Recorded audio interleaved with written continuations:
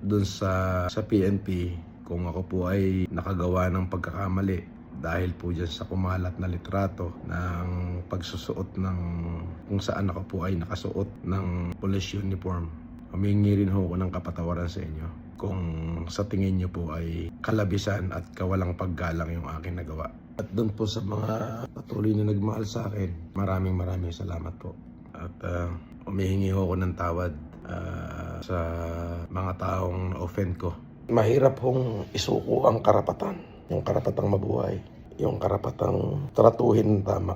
Hindi ko siya kayang isuko eh. Salamat din ho dun sa nagsimpatya sa akin. Maraming salamat po.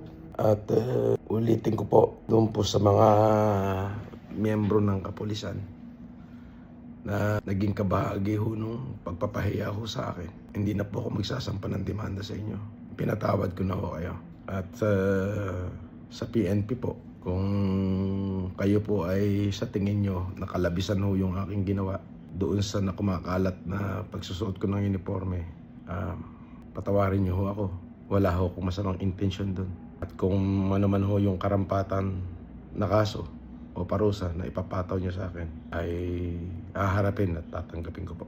Para sa mga supporter ko, maraming salamat po sa inyo.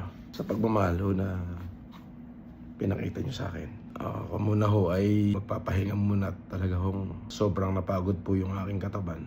At hindi ko ho maipaliwanag yung nararamdaman kong kapaguran. Salamat po sa pagmamahal at pagsuporta. Yung patuloy kayong nandyan para sa akin. Yun po ay napakalaking bagay. Yun lamang po at maraming salamat po. Magandang gabi po sa inyo.